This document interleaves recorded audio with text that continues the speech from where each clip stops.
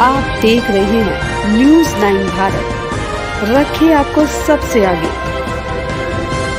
नमस्कार, आप देख रहे हैं न्यूज़ 9 भारत। मैं हूं आपके साथ अंजलि।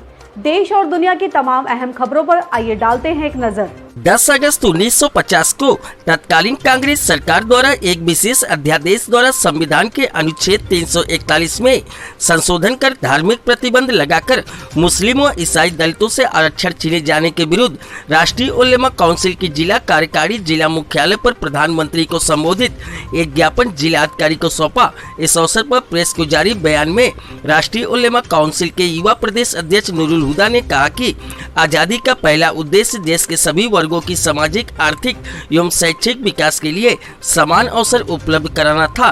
धर्म, जाति, वर्ग, नस्ल, लिंग, भाषा के भेदभाव के बिना सभी वर्गों के पिछड़ेपन को दूर करने और जीवन स्तर को ऊपर उठाने के लिए उन्हें आरक्षण की सुविधा दी गई, जो सदियों से अन्याय के शिकार रहे।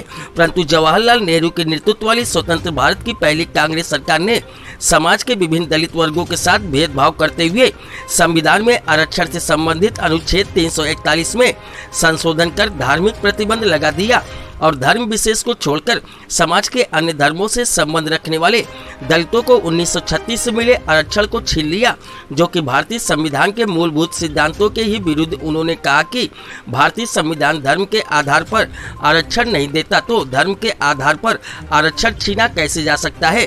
परंतु ये निंदनीय है कि जवाहरलाल नेहरू की नेतृत्व वाली तत्कालीन कांग्रेस सरकार ने 10 अगस्त 1950 को एक विशेष अध्यादेश अनुच्छेद 341 में यह शर्त लागू कर दी कि हिंदू धर्म को छोड़ अन्य धर्म को मानने वाले अनुसूचित जाति के सदस्य नहीं माने जाएंगे, अर्थात वो अनुसूचित जाति को मिलने वाले आरक्षण के योग्य नहीं होंगे।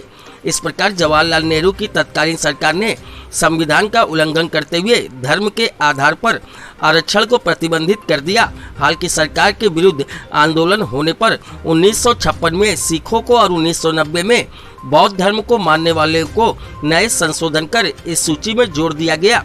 परंतु मुस्लिम और ईसाई युवकों को, दलित को आज भी इस सूची से बाहर रखा गया और उनके मूल अधिकारों का उल्लंघन किया जा रहा है।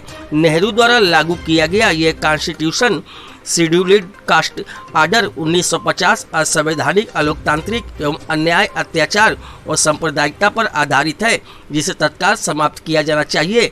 और क्या कुछ कहा, देखें हमारे इस रिपोर्ट में।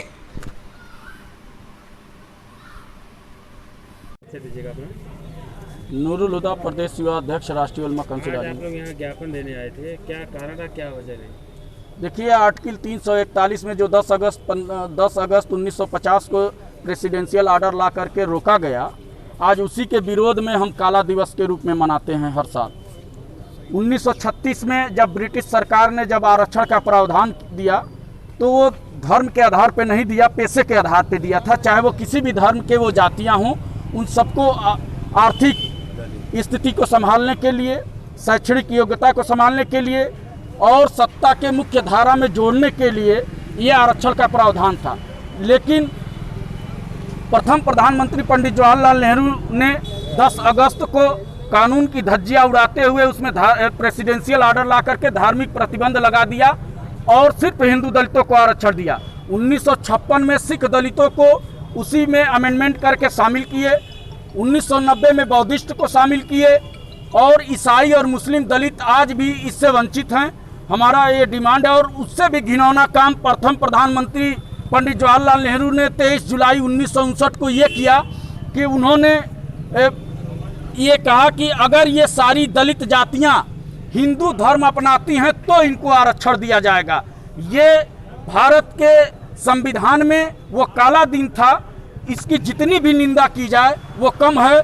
और माननीय मोदी जी से हम ये मांग कर रहे हैं कि हमारी दोस्ती में ना सही तो कम से कम कांग्रेस की दुश्मनी में सही, इसमें जो ईसाई दलित और मुस्लिम दलित आज वंचित हैं उसमें अमेंडमेंट करके उसमें सम्मिलित किया जाए और इनको भी, जैसे धोबी हैं, चाहे वो किसी भी धर्म के मानने वाला धोबी हो, चाहे ईसाई का धोबी हो, चाहे सिख का धोबी हो, चाहे मुस्लिम का धोबी हो, चाहे हिंदू का धोबी हो, धोबी है। इस तरह की जितनी बिरादरियां हैं उन सबको जो है उसमें सम्मिलित करके धार्मिक प्रतिबंध हटा करके उसमें सभी धर्मों के दलित जातियों को आरक्षण दिया जाए।